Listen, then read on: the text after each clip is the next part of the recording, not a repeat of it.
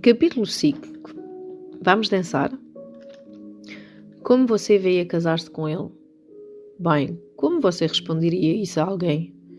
Como ele baixou a cabeça de forma autodepreciativa e ergueu os olhos para te olhar timidamente, como uma criança faz? Como ele se infiltrou no seu coração, doce, encantador, brincalhão. Ele disse: você é tão forte, querido. E eu acreditei. Marilyn French. Como as mulheres que amam mais encontrem os homens com que possam continuar os padrões de relacionamento insalubres que desenvolveram na infância.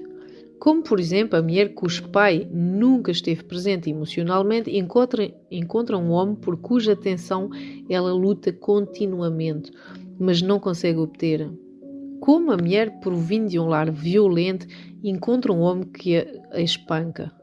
Como a mulher educada num lar com problemas de alcoolismo encontra o homem que já possui ou logo vai desenvolver a doença do alcoolismo. Como a mulher cuja mãe dependeu sempre dela emocionalmente encontra um marido que necessita dela para cuidar dela. Fora de todos os possíveis parecer que encontrem, quais são os aspectos que dirigem essas mulheres para homens com quem podem desempenhar a dança que conhecem tão bem da infância? E como elas reagem ou não reagem quando encontrem um homem cujo comportamento é mais saudável e menos carente ou abusivo que o comportamento ao qual estão acostumadas, cuja dança não combina tão facilmente com a sua. É um velho clichê no campo da terapia o fato de as pessoas frequentemente se casarem com alguém absolutamente igual à mãe ou ao pai, com quem entram em conflito durante o amadurecimento. O conceito não é muito exato. Não é tanto o fato de ser o parecer que escolhemos absolutamente igual à mãe ou ao pai, mas o fato de que com esse parecer somos capazes de ter os mesmos sentimentos e enfrentar os mesmos desafios que encontramos ao crescermos. Somos capazes de reproduzir a já tão conhecida atmosfera da infância e usar os mesmos artifícios nos quais já temos tanta prática. Isto é o que para muitos de nós constitui o amor. Sentimos-nos à vontade, confortáveis e extraordinariamente corretos com a pessoa com quem podemos nos comportar familiarmente e sentir todos os sentimentos familiares. Mesmo que nosso comportamento nunca tenha sido correto e que os sentimentos sejam desconfortáveis, são os que conhecemos melhor. Temos aquela sensação especial de pertencermos ao homem que nos permite, como sua parecer, dançar com o espaço que já conhecemos. É com ele que decidimos tentar fazer com que o relacionamento dê certo. Não existe química mais poderosa que este sentimento de familiaridade misterioso quando o homem e uma mulher se unem, cujos padrões de comportamento ajustem-se como peças de um quebra-cabeça. Se além disso o homem oferece à mulher a oportunidade de combater e tentar vencer sentimentos de dor e de desamparo da infância, de não ser amada e querida, então a atração torna-se realmente irresistível para ela. De fato, quanto mais existe dor provindo da infância, mais poderosa é a tendência a restabelecer e dominar essa dor na fase adulta. Vamos analisar o porquê disso ser verdade. Se uma criança experimentou um trauma de algum tipo, ela aparecia e reaparecerá como um tema em suas brincadeiras, até que haja algum sentido em finalmente ter superado a experiência. Uma criança que passe por uma cirurgia, por exemplo, possivelmente vai reviver até ir ao hospital usando bonecos ou outros brinquedos. Será o médico numa situação e paciente em outra, até que o medo ligado ao acontecimento diminuía suficientemente. No papel da mulher que amam demais, estamos fazendo a mesma coisa, restabelecendo e experimentando novamente relacionamentos infelizes numa tentativa de torná-los controláveis para dominá-los. Acontece que realmente não existem coincidências nos relacionamentos, não existem acidentes no casamento. Quando uma mulher acredita que teve que se casar, inexplicavelmente com um certo homem, um que ela jamais escolheria deliberadamente para ser o seu marido, por exemplo, é importantíssimo que ela examine os motivos que a levaram a escolher ser íntima daquele homem específico, o porquê de correr o risco de gravidez com ele afinal. Da mesma forma, uma mulher que diz ter-se casado por capricho ou por ser jovem demais para saber o que estava fazendo ou por estar um pouco dominada e não poder fazer uma escolha responsável, também estará dando desculpas que merecem uma análise mais profunda. Na verdade, ela realmente escolheu, ainda que inconscientemente e em grande parte das vezes com riqueza de conhecimento sobre o seu futuro parceiro, mesmo no início. Negar isso é negar a responsabilidade sobre nossas escolhas e nossa vida, e tal negação impede a recuperação. Mas como fazemos isso? Qual é exatamente o processo misterioso, a química indefinível que está entre uma mulher que ama demais e o homem por quem está atraída? Se a pergunta for formulada de outras formas, como por exemplo, que luzes se acendem entre uma mulher que precisa se sentir necessária e um homem que procura alguém para assumir responsabilidade por ele? Ou entre uma mulher extremamente autossacrificante e um homem extremamente egoísta? Ou entre uma mulher que se define como vítima e um homem cuja identidade está baseada no poder e na agressão? Ou uma mulher que tem necessidade de dominar e um homem que é inadequado? O processo começa a perder alguns dos seus mistérios, pois existem sinais definidos, insinuações definidas que são emitidos e registrados pelos dois participantes da dança. Lembre-se, com todas as mulheres que amam mais, dois fatores operem. O primeiro, a combinação fechadura e chave dos padrões familiares dela com os dele. Segundo, o impulso de recriar e superar os padrões dolorosos do passado. Examinamos os primeiros passos hesitantes daquela dupla que informa cada parceiro que lá está alguém com quem as coisas funcionarão, combinarão e parecerão corretas. As histórias seguintes ilustrem claramente a troca de informação quase latente que há entre uma mulher que ama demais e o homem a quem está ligado, uma troca que instantaneamente prepara a pista para a configuração do relacionamento, da dança e daí por diante. Chloe, estudante universitário de 23 anos de idade, filho de um pai violento. Eu cresci numa família realmente maluca, sei disso agora, mas quando era jovem nunca pensei no assunto, esperando apenas que ninguém algum dia descobrisse que o meu pai batia na minha mãe. Ele batia em todos nós e eu acho que ele nos convencia de certa forma do que merecíamos apanhar. Mas eu sabia que a minha mãe não merecia. Sempre costumava desejar que ele me batesse em vez de bater na minha mãe. Eu sabia que podia suportar, mas não estava tão certo do que a minha mãe podia. Todos nós queríamos que ela o deixasse, mas ela não o deixava. Ela era tão pouco amada. Eu sempre quis dar a ela amor suficiente para fortalecê-la, fazer com que saísse fora daquela situação, mas ela nunca saiu. Ela morreu de cancro há 5 anos. Não fui para casa e não falei mais com o meu pai desde o funeral. Sinto que ele matou-a. De verdade, não o cancro. Minha avó paterna deixou para cada uma das crianças um pouco das suas economias e foi assim que pude fazer universidade, onde conheci o Roy. Frequentámos juntos durante um semestre todo a aula de arte e nunca nos falámos. Quando o segundo semestre teve início, muitos de nós estávamos juntos novamente noutra sala. E no primeiro dia, entramos todos numa discussão forte a respeito dos relacionamentos entre homens e mulher. Bem, aquele rapaz começou a dizer que as mulheres americanas estavam totalmente estragadas, querendo fazer tudo à maneira delas e falou de como elas usam os homens. Ele mostrava muito ódio à medida que dizia aquilo e eu pensei, ele realmente foi magoado, coitado. Perguntei a ele, acha mesmo que isso é verdade? E tentei de certa forma provar-lhe que as mulheres não eram todas daquela forma, que eu não era daquela forma. Vejam em que posição eu coloquei-me. Mais tarde, no nosso relacionamento, eu não podia exigir nada ou cuidar de mim de forma alguma. Do contrário, daria a ele o direito de odiar as mulheres. E toda minha preocupação aquela manhã na sala de aula deu certo. Ele foi fisgado também. Ele disse, eu vou voltar. Eu não ia permanecer na sala, mas eu quero conversar mais consigo. E lembro-me que logo após houve uma agitação horrorosa porque eu senti o que era importante para ele. Em menos de 2 meses estávamos vivendo juntos. Em 4 meses estava pagando um aluguer e quase todas as outras despesas. Mas eu continuei por mais 2 anos. Queria provar a ele que eu era boa, que não ia magoá-lo como ele já tinha sido magoado. E magoei-me a mim um bocado naquele processo. Do início, apenas emocionalmente, depois fisicamente também, pois ninguém poderia estar tão zangado com as mulheres como ele estava e não querer usar de violência contra uma delas. Claro, eu tinha certeza que a culpa era minha também. Foi um milagre, eu consegui me safar.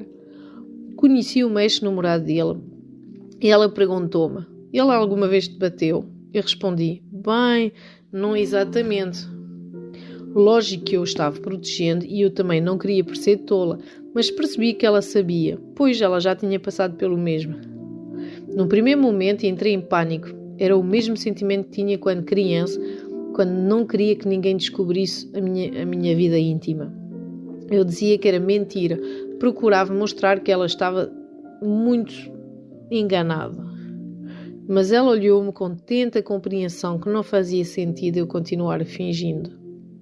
Conversámos por muito tempo. Ela contou-me sobre o grupo de terapia em que estava, onde todas as mulheres eram parecidas, no sentido que todas tinham uma atração por relacionamento doentios e estavam aprendendo a não fazer aquilo a si mesmas. Ela deu-me seu telefone e, após ter vivido mais 2 meses naquele inferno, liguei para ela. Fomos juntos ao grupo e eu acho que foi isso praticamente que me salvou a vida.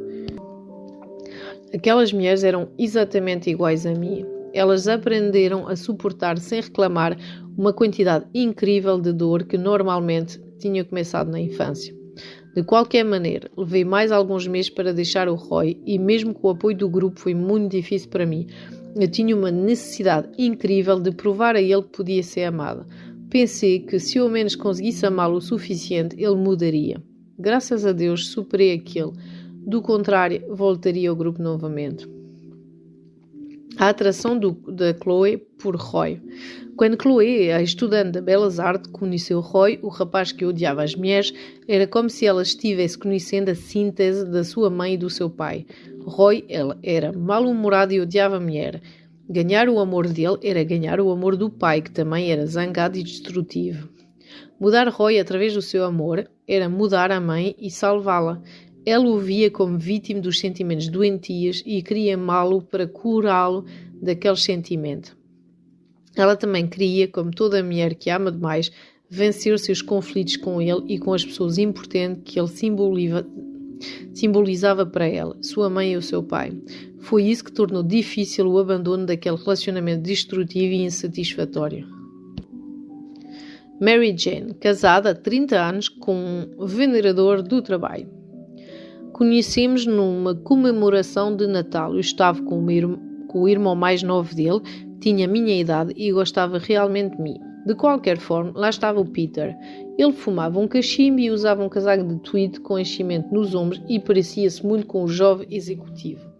Fiquei super impressionado, mas havia naquela ar de melancolia e foi isso que realmente me atraiu. Estava certo de que ele fora profundamente magoado alguma vez e eu queria chegar a conhecê-lo melhor para saber o que tinha ocorrido, saber e compreender. Estava certo de que era inatingível, mas pensei que se fosse particularmente solidário, talvez pudesse mantê-lo conversando comigo. Foi engraçado porque falámos realmente bastante naquela primeira noite, mas ele quase não me encarou frente a frente. Ele estava sempre de lado, levemente preocupado com alguma outra coisa e eu continuava tentando ganhar toda a sua atenção. O que aconteceu foi que cada palavra que ele dirigiu a mim tornou-se de vital importância, quase precioso, porque estava certo de que ele tinha coisas melhores a fazer. Eu comportava-me exatamente assim com o meu pai. Enquanto eu crescia, ele nunca estava lá, literalmente. Éramos muito pobres, tanto ele como minha mãe trabalhavam na cidade e deixavam-nos em casa sozinhos a maior parte do tempo. Mesmo nos fins de semana, eles trabalhavam em empregos irregulares. As únicas vezes que via o meu pai era quando ele estava em casa para reparar alguma coisa. Normalmente, nessas ocasiões, ele dava as costas para mim, mas eu não me importava, pois era simplesmente maravilhoso tê-lo por perto. Eu costumava ficar do lado dele, fazendo uma porção de perguntas para tentar ganhar a atenção dele. Bem, e lá estava eu fazendo o mesmo com o Peter, embora logicamente não visse as coisas daquela forma na época. Lembra-me agora como continuei tentando ficar em seu campo direto de visão e como ele de certa forma só bafurrava a fumaça do cachimbo, desviando o olhar para o lado, olhando para o teto ou fazendo com que o cachimbo permanecesse aceso. Eu ficava fascinado com aquela armadura, com o semblante marcado de um olhar distante. Fui atraído como um imã. A atração de Mary Jane por Peter. Os sentimentos de Mary Jane com relação ao pai não eram quase tão ambivalentes como aqueles de muitas mulheres que amam demais. Ela amava o pai, admirava-o e desejava sua companhia e atenção.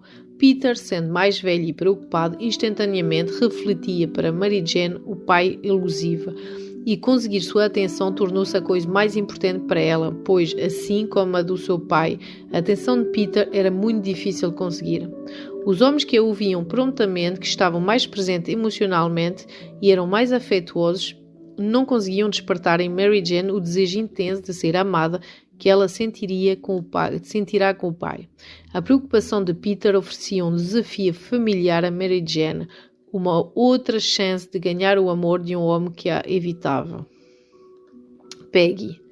Criado por uma avó super crítica e uma mãe que não lhe dava apoio emocional, agora uma mulher divorciada com 2 filhos. Nunca conheci o meu pai. Ele e minha mãe separaram-se antes de eu nascer. Minha mãe começou a trabalhar para nos sustentar enquanto a mãe dela cuidava de nós em casa. Hoje em dia a casa já não parece tão ruim, mas era. A minha avó era uma mulher terrivelmente cruel. Ela não batia em mim e a minha irmã, tanto quando nos machucava com palavras todos os dias. Ela dizia-nos que éramos más e que gostávamos problemas para ela. Dizia que éramos boas para nada. Essa era uma das suas frases preferidas. A ironia era que todas as suas críticas apenas faziam com que eu e a minha irmã nos esforçássemos cada vez mais para sermos boa, para sermos valorosos. Minha mãe também nunca nos protegeu dela. A minha mãe tinha medo da minha avó e que ela fosse embora, que não fosse capaz de ir trabalhar, porque não havia ninguém para cuidar de nós. Assim, ela simplesmente olhava para o outro lado quando a minha avó abusava de nós. Cresci sentindo muito só, muito desprotegida, amedrontada e desvalorizada, tentando todo o tempo compensar o fato de ser um peso. Lembro de que costumava consertar as coisas partidas na vizinhança, querendo guardar dinheiro e, de certa forma, ganhar o meu sustento. Cresci e casei-me com 18 anos porque estava grávida. Fui infeliz desde o início. O meu marido criticava-me o tempo todo, de forma sútil no princípio e depois cruelmente. Na verdade, eu sabia que não estava apaixonado por ele e casei-me mesmo assim. Não pensei que tivesse outra escolha. Foi um casamento de 15 anos, pois levei todo esse tempo para acreditar que ser infeliz era motivo bastante forte para conseguir o divórcio. Saí daquele casamento desesperado atrás de alguém para me amar, mas senti-me desvalorizado e um fracasso, e certo de que não possuía nada para oferecer a um homem bom e gentil. Quando conheci Berda, foi a primeira vez que saía para dançar, após o meu casamento fracassado. Minha amiga e eu estávamos fazendo compra. Ela comprou um conjunto completo de calças, blusões e sapatos novos e queria vesti-los e sair. Assim fomos a uma discoteca do que ambos tínhamos ouvido falar. Dançámos e bebemos com alguns empresários que não eram da cidade e correu tudo bem. Foram amigáveis, mas não muito excitante. Então avistei um rapaz perto da parede. Ele era bem alto, esbelto, vestia-se incrivelmente bem e tinha ótima aparência. Mas ele tinha também um ar frio. Lembro de ter dito a mim mesmo, eu o homem mais elegante e arrogante que já vi. E mais tarde, aposto como eu conseguiria escantá-lo. Incidentalmente, ainda me lembro de quando conheci o meu primeiro marido. Estávamos no colégio e ele encostava-se disciplinamente na parede quando deveria ter ido à aula. E eu disse a mim mesmo, ele parece bem selvagem, após que poderia do mal. Como você vê, eu sempre tentava consertar as coisas. De qualquer forma, foi até Berda e convidei-o para dançar. Ele ficou bastante surpreso, boca aberta até. Dançámos um pouco e então ele me disse que os seus amigos estavam indo para outro lugar e perguntou se eu queria ir. Embora estivesse tentado, respondi que não. Afinal, estava lá para dançar e era tudo o que eu queria fazer. Continuei a dançar com os empresários e após algum tempo ele tirou-me para dançar novamente. Dançámos. O local estava incrivelmente cheio. As pessoas simplesmente amontoavam-se. Pouco tempo mais tarde ele sentou-se com outras pessoas numa mesa de canto e eu e a minha amiga resolvemos ir embora. Ele fez um sinal para mim e foi até lá. Disse-me, dá-me o seu telefone.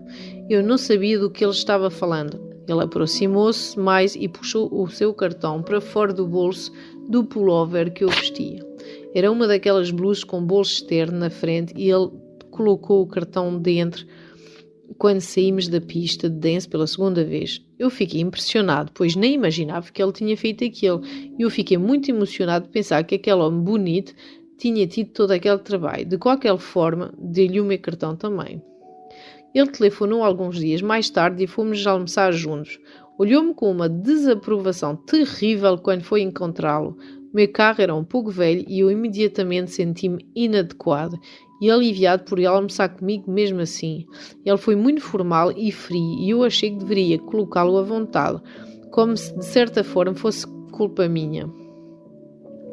Ele contou-me então que seus pais viriam para a cidade para visitá-lo e ele não se dava bem com eles. Fez uma longa lista de queixas contra os pais que não me parecia tão sério, mas tentei ouvir solicitamente. Saí daquele almoço achando que lá estava uma pessoa com quem não possuía nada em comum. Eu não me divertirá. Senti-me desconfortável e um pouco sem equilíbrio.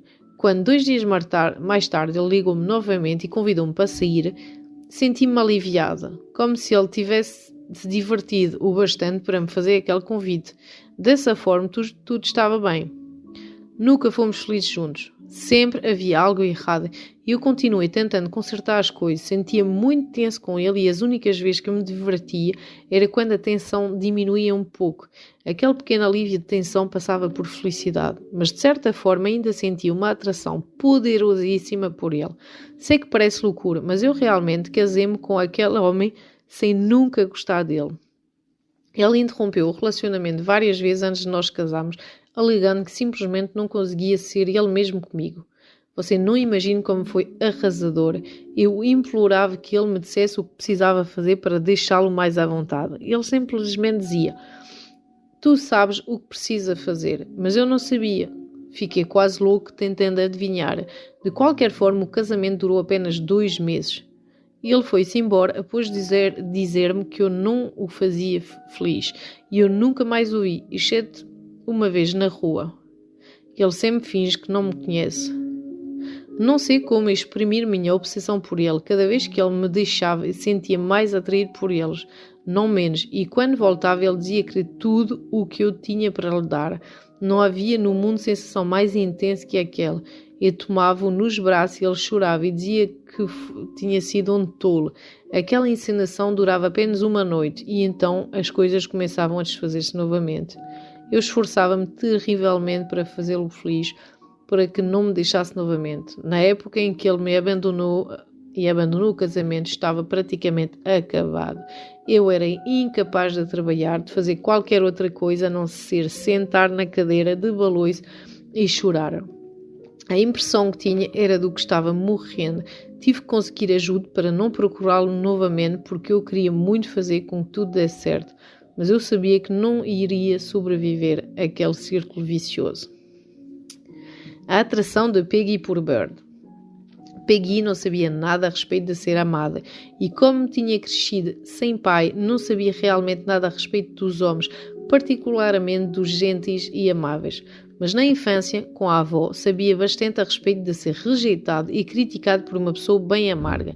Também sabia como esforçar-se o quanto podia para ganhar o amor de uma mãe que não conseguia, por razão próprias, dar amor ou mesmo proteção. Seu primeiro casamento concretizou-se porque ela se permitiu ter intimidade com o jovem que era crítico e a condenava, e por quem sentia pouca afeição. O sexo O sexo com este era mais uma luta para conseguir a aceitação dele que uma expressão da importância que o rapaz tinha para ela. Um casamento de 15 anos com o primeiro homem deixou-o até mais convencido da sua falta de dignidade. A necessidade de reproduzir o ambiente hostil da infância e continuar sua luta para conseguir amor daquele que não o podiam dar era também que, quando ela conhecia um homem que a feria por ser frio, distante e indiferente, era instantaneamente atraído por ele.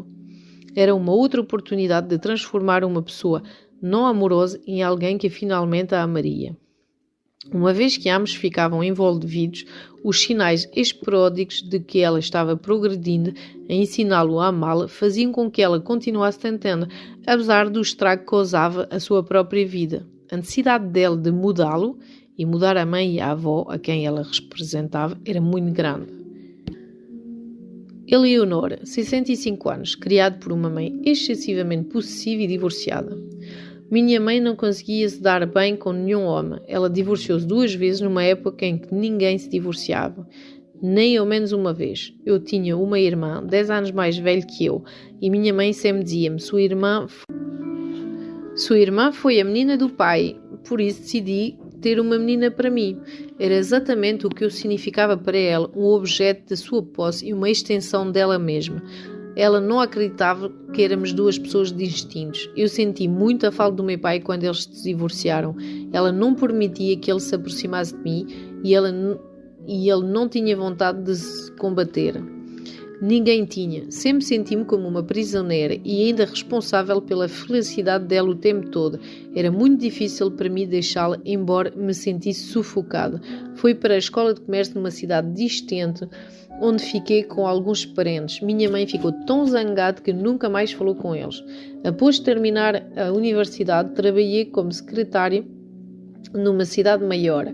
Um dia, um polícia uniformizada e de boa aparência aproximou-se e perguntou-me onde era o bebedor.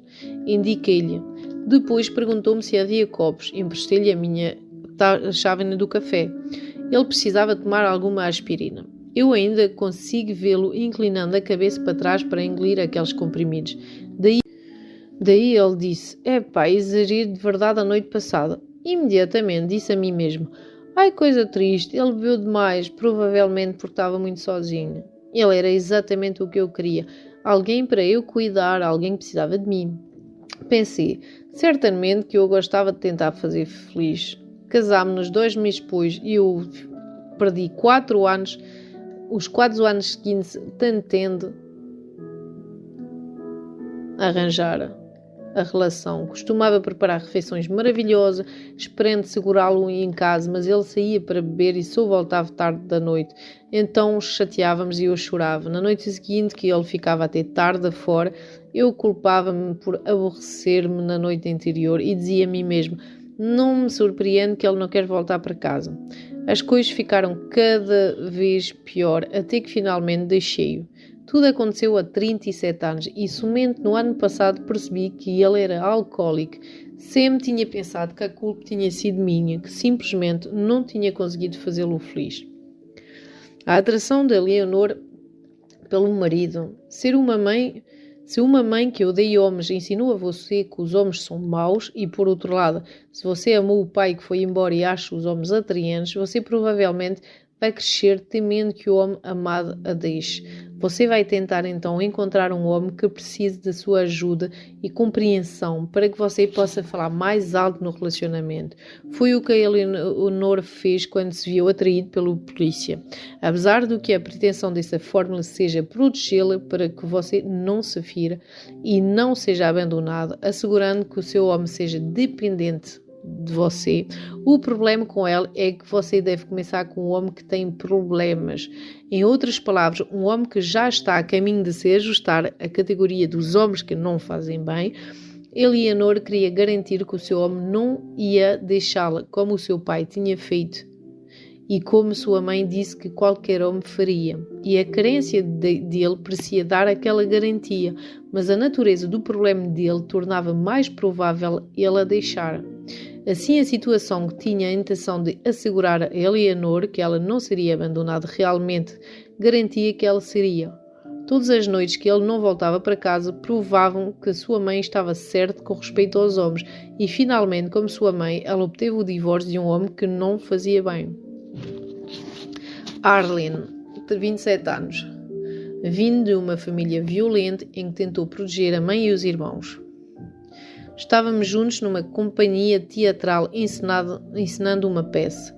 Ellis era 7 anos mais novo do que eu e não era fisicamente muito atraente para mim. Eu não estava particularmente interessado nele, mas um dia fizemos compras juntos e após as compras fomos jantar. Enquanto conversávamos, tudo o que eu vi foi que a sua vida estava toda atrapalhada. Havia muitas coisas que não estavam cuidando e quando ele falou sobre elas, fiquei com uma vontade louca de entrar na vida dele e consertar tudo. Ele contou-me naquela primeira noite que era bissexual. Embora aquele não se encaixasse nos meus valores, levei a brincadeira e disse que eu também era, que quando alguém se manifestava sexualmente comigo, eu dizia até logo. Na verdade, eu tinha medo realmente de homens que chegavam muito perto. O meu ex-marido tinha sido abusivo comigo, como também tinham sido os outros namorados. Ellis pareceu-me segura. Eu tinha tanta certeza do que ele não me ia magoar como a certeza do que eu poderia ajudá-lo. Bem pouco tempo depois estávamos bastante desenvolvidos. De fato, vivemos juntos muitos meses antes de eu chamar o relacionamento de renúncia e o tempo todo eu estava tensa e amedrontada. Pensei que estivesse fazendo-lhe um grande favor e mesmo assim eu era uma pessoa arruinada. O meu ego também balançou. A atração dele por homens era sempre mais forte que a atração por mim. Por exemplo, na noite em que foi para o hospital muito doente com pneumonia, ele não veio me visitar porque estava com outro homem. 3 semanas depois de ter deixado o hospital, deixei o meu relacionamento com ele, mas tive de ter muito apoio. Minha irmã, minha mãe e minha terapeuta ajudaram-me a superar aquilo. Fiquei terrivelmente deprimida. Eu realmente não queria parar com o relacionamento. Ainda senti que ele precisava de mim e tinha certeza de que com um pouco mais de esforço da minha parte poderíamos superar junto a situação. Quando eu era criança sentia-me da mesma forma. Sentia que a qualquer instante iria descobrir como consertar as coisas. Éramos 5 filhos. Eu era mais velho e minha mãe apoiava-se muito em mim.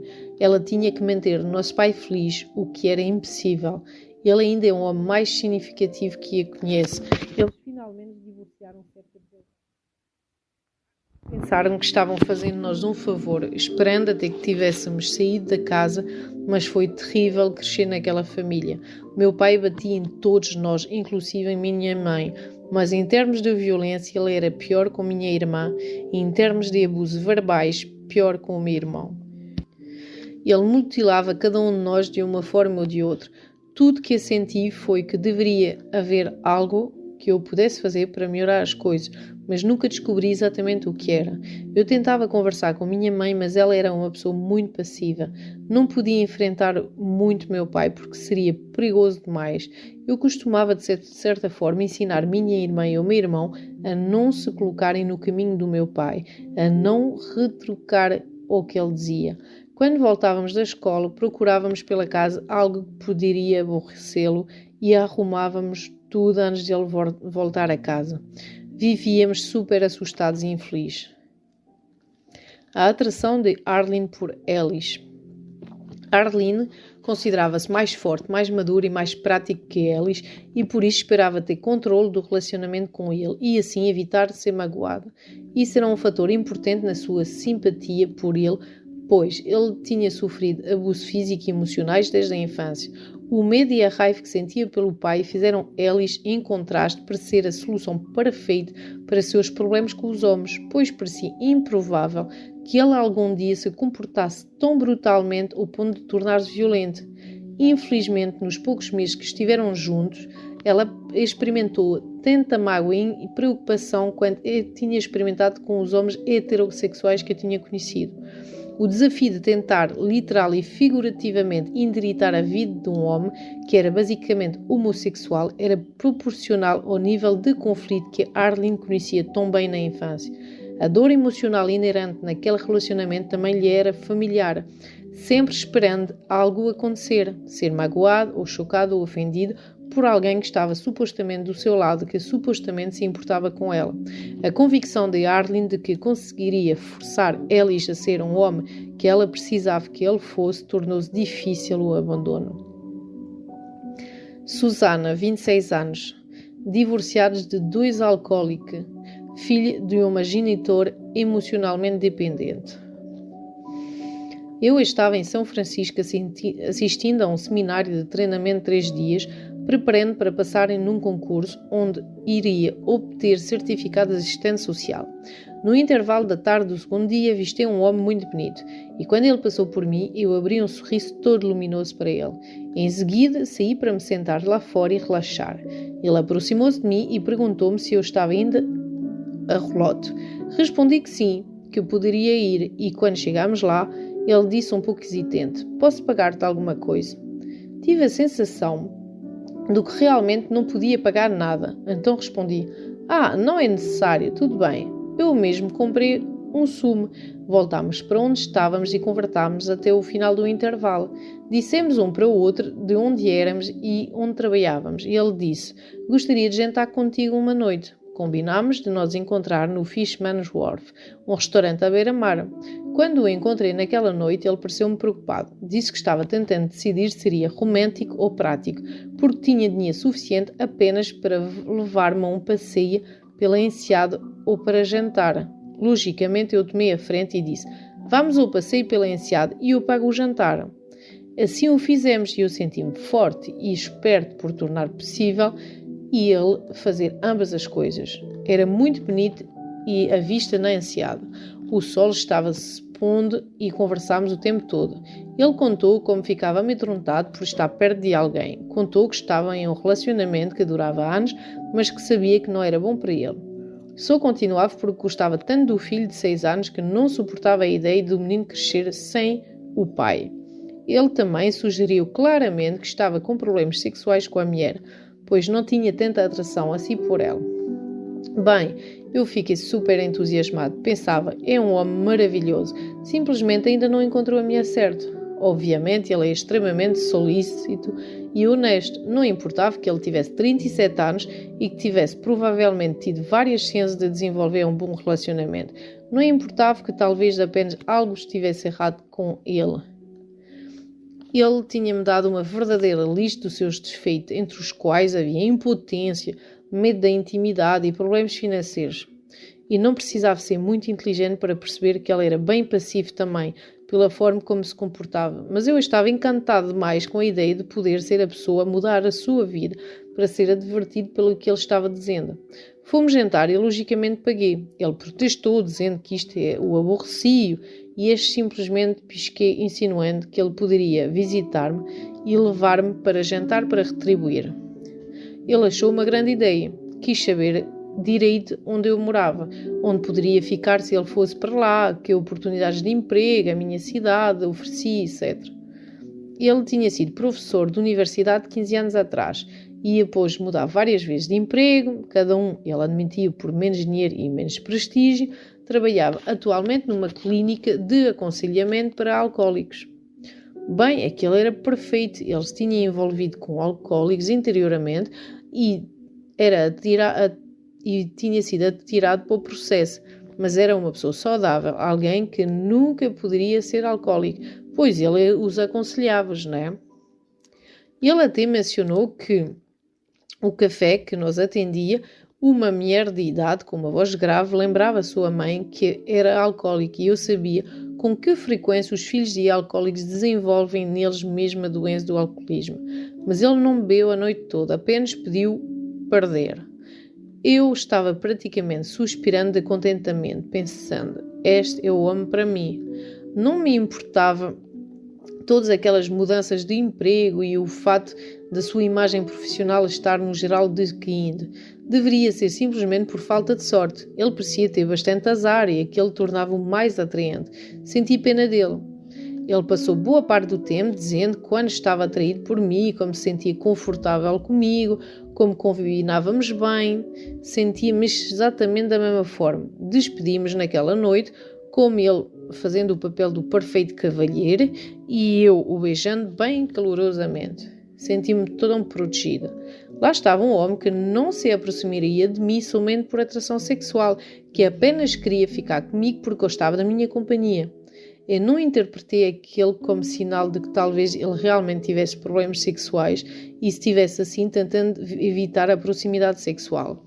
Acho que estava certo de que, dada a oportunidade, conseguiria resolver qualquer problema que ele tivesse. O seminário terminou no dia seguinte e logo depois falámos sobre quando ele poderia vir visitar-me. Ele sugeriu na semana anterior os seus exames e ficar no meu apartamento, mas ele queria apenas estudar enquanto estivesse lá. Eu tinha alguns dias de férias aproximando-se e achei que seria ótimo tirá-los naquela época, assim poderíamos passear pela cidade. Só que ele recusou, alegando que os seus exames eram importantes demais. Logo comecei a desconsiderar tudo o que queria fazer, quando tentei tornar as coisas perfeitas para ele. Também fiquei cada vez mais com medo do que ele não viesse, apesar de que não parecia muito divertido ter alguém em casa estudando enquanto eu trabalhava o dia todo. Mas eu tinha necessidade de que as coisas dessem certo e ainda sentia-me culpado se ele não estivesse feliz. E houve um desafio enorme de mantê-lo interessado. Ele começou o relacionamento tão atraído por mim que se agora ele esfriasse seria como se eu tivesse provocado aquilo. Dessa forma, ficava com as mãos na cabeça tentando mantê-lo envolvido. Bem, despedimos-nos sem termos as coisas acertadas. Mesmo após eu ter aparecido com planos e mais planos tentando resolver todos os problemas envolvidos na sua vida. Senti-me deprimida pois nós despedimos e eu não sabia porquê, um pouco incomodado por não ter sido capaz de consertar tudo e fazê-lo feliz. Ele telefonou na tarde seguinte e o que me fez sentir maravilhosamente bem, senti-me redimido. Na noite seguinte telefonou umas 10 horas e começou a perguntar o que deveria fazer com respeito à sua mulher. Eu fiquei sem resposta. O meu desconforto estava realmente o mantendo neste momento. De certa forma senti-me inquieto e pela primeira vez não segui meu padrão de comportamento, o de entrar de cabeça e tentar consertar tudo. Ele começou a gritar comigo no telefone e depois desligou bruscamente. Fiquei atordoado. Comecei a pensar. Talvez seja culpa minha, não foi prestável o suficiente. E eu senti uma necessidade incrível de ligar novamente para ele e desculpar-me por tê-lo zangado. Mas lembre-se, eu tinha-me envolvido com vários alcoólicos e por causa disso estava regularmente às reuniões do Al-Anon. De certa forma, aquele programa impedia-me de telefonar para ele e aceitar toda a culpa. Bem, em poucos minutos ele ligou novamente e desculpou-se por ter desligado. Então fez-me todas as mesmas perguntas que eu ainda não conseguia responder. Ele gritou mais um pouco e desligou novamente.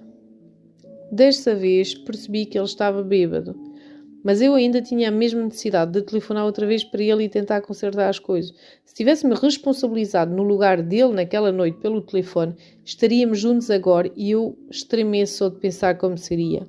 Poucos dias mais tarde recebi um bilhete bastante cortês dizendo que ele não estava pronto para um outro relacionamento naquela altura. Nenhuma menção ao fato de ter gritado comigo ou ter desligado o telefone. Foi o fim do relacionamento. Um ano antes teria sido apenas o começo. Ele era o tipo que eu sempre achava irresistível, bonito, charmoso, um pouco carente, que não punha exatamente em prática seu potencial. Em Al-Anon, quando alguém diz que estava atraído pelo potencial do homem e não pelo que ele era, todos nós rimos, porque todos já estivemos naquela situação.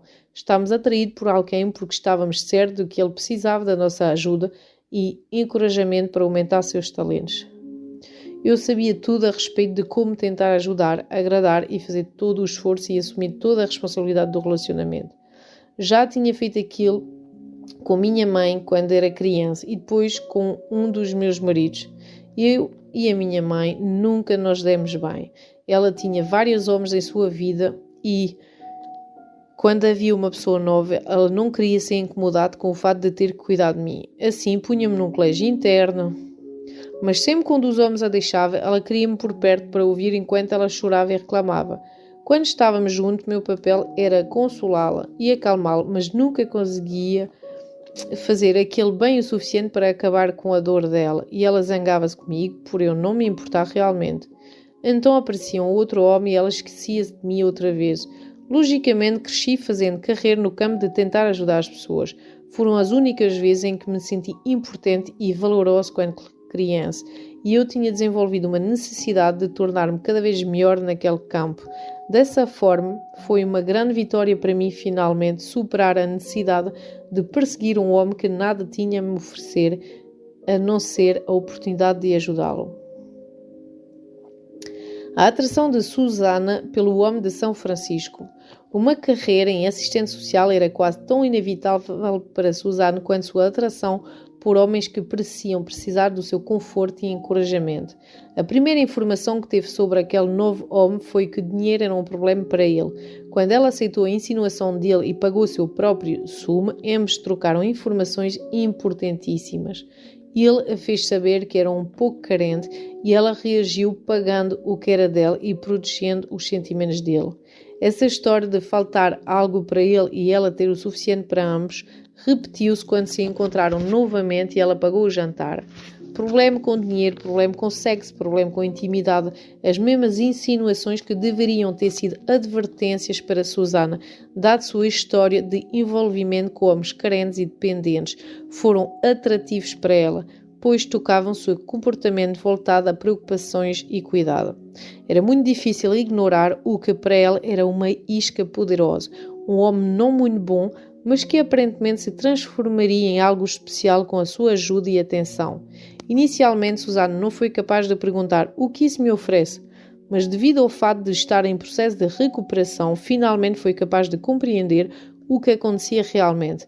Pela primeira vez prestou atenção ao fato de ela sair do relacionamento, ou em vez de enfocar totalmente como conseguiria ajudar aquele homem necessitado. É óbvio que cada uma das mulheres de quem falamos encontrou um homem que lhe proporcionava o mesmo tipo de desafio que ela já tinha conhecido, e dessa forma era alguém com quem ela se sentia confortável e totalmente à vontade, mas é importante compreender que nenhuma dessas mulheres percebeu o que a atraía. Se houvesse essa percepção, haveria também uma decisão mais consciente sobre entrar ou não naquele tipo de situação desafiadora. Muitas vezes acreditamos que somos atraídas por qualidades que parecem ser o oposto das que nossos familiares possuem. Arlene, por exemplo, ao achar-se atraído por um bissexual muito mais jovem que ela, de complexão pequena e tudo mais que não era fisicamente agressivo para ela, sentiu conscientemente que estaria seguro com um homem que provavelmente não iria repetir o padrão da violência do pai, mas a luta menos consciente de transformá-lo no que ele não era para vencer numa situação que obviamente desde o início não satisfaria suas necessidades de amor e segurança, era exatamente o elemento convidativo para desenvolver um relacionamento com ele e era aquilo que tornava para ela tão difícil deixá-lo e deixar o desafio que ele representava. Mais complicado ainda, mas simplesmente tão comum, foi o que aconteceu entre Chloe, a estudante de Belas Artes, e o homem violento que odiava as mulheres. Todos os indícios de quem ele era e como se sentia estiveram presentes na primeira conversa deles, mas a necessidade dele de aceitar o desafio que ele representava era tamanho que, ao invés de vê-lo como perigosamente bravo e agressivo, via como uma vítima desemparada precisando de compreensão. Eu ousaria dizer que não é qualquer mulher que, encontrando um homem como aquele, vê-lo-ia daquela forma. A maioria delas ia evitar a ele e as suas atitudes. Mas a Chloe distorceu o que viu, tão grande era a sua tendência de envolver com aqueles homens e com tudo o que ele representava. Uma vez iniciados, porque é tão difícil assim parar com esses relacionamentos, abandonar o parecer que está arrastando a pessoa para o espaço doloroso desse tendência destrutivo. Na prática é o seguinte, quanto mais difícil se torna terminar um relacionamento que é ruim para você, mais elementos do conflito da infância ele contém. Você ama demais porque tenta superar medos antigos, raivas, frustrações e dores antigos vindos da infância, e desistir é abandonar uma oportunidade preciosa de achar alívio e retificar os erros que você cometeu. Estes são suportes psicológicos inconscientes que tornem explicável sua vontade de ficar com ele apesar da dor, mas prejudicam sua experiência consciente. Seria difícil perceber o grande custo emocional que esse tipo de relacionamento, uma vez começado, acarrete para a mulher envolvida. Quando ela para de relacionar-se com o homem que ama demais, sente-se como se uma energia dolorosa de alta voltagem corresse pelos nervos e os deixasse em pedaço. O antigo vazio surge e gira ao seu redor, levando-a para o mesmo lugar onde o terror da infância de ficar sozinha ainda vive, e ela tem certeza do que vai se afogar na dor. Esses aspectos, os entusiasmo, a química, a vontade de estar com aquela outra pessoa e fazer tudo correr bem, não estão presentes no mesmo nível em relacionamentos mais saudáveis e mais satisfatórios, pois eles não incorporam todas as possibilidades de consertar acontecimentos passados e de vencer o que fora opressivo, e a possibilidade emocionante de retificar velhos erros, de ganhar o amor perdido e de conseguir a aprovação negada, que para as mulheres que amam demais é a química inconsciente que está por trás de se apaixonar. É também o motivo porque normalmente não estamos interessados em homens que, quando entram em nossas vidas, querem o nosso bem-estar, a nossa felicidade e realização, e que representem uma possibilidade real de vivermos um relacionamento saudável. E não comete enganos, este tipo de homem realmente entra na nossa vida. Todas as minhas pacientes que amaram demais foram capazes de lembrar-se de pelo menos um homem, frequentemente muitos que descreveram saudosamente como realmente agradáveis e gentis, importavam-se de verdade comigo e normalmente seguiam um sorriso irónico e a pergunta: por que será que não me prendia ele? Frequentemente, ela é capaz de, no instante seguinte, responder a sua própria dúvida. De certa forma, eu nunca consegui entusiasmar-me com ele. Acho que ele era agradável demais.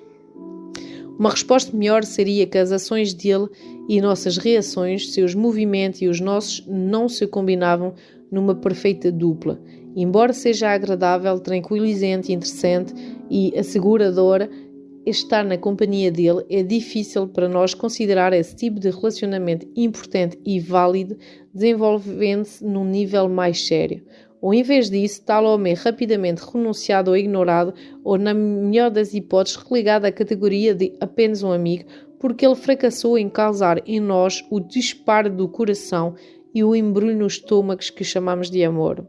Às vezes, esses homens permanecem na categoria amigo por muitos anos, encontrando-se connosco de vez em quando para tomar um aperitivo ou enxugando nossas lágrimas enquanto contamos a última traição, o último rompimento ou a última humilhação por que passamos no atual relacionamento.